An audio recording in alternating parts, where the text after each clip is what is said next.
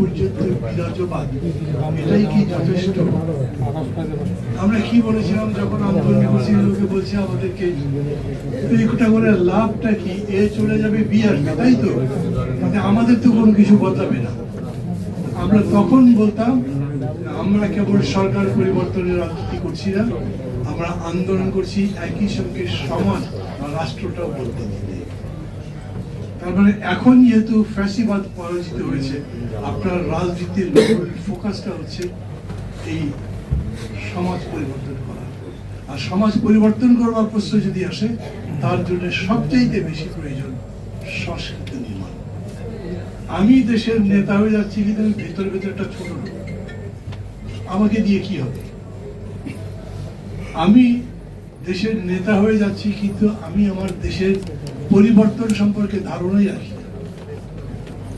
এখন অবশ্য একটা সুবিধা কি হয়েছে জানেন, সমাজতন্ত্রের পরিবর্তনের পরে যে আমেরিকা নেতৃত্বে একটা ইউনিপোলার ওয়ার্ল্ড হয়েছে, এখন বাংলাদেশ বিএনপির নেতৃত্বে একটা ইউনিপোলার ওয়ার্ল্ড।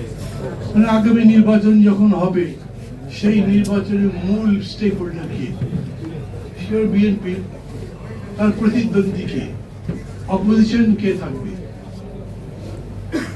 মানে এরকম কেউ থাকতে পারে যার নাম আমি এখন বলতে চাই, পাবলিসিটির মতো হতে পারে, বাদ দিচ্ছি এই জন্য।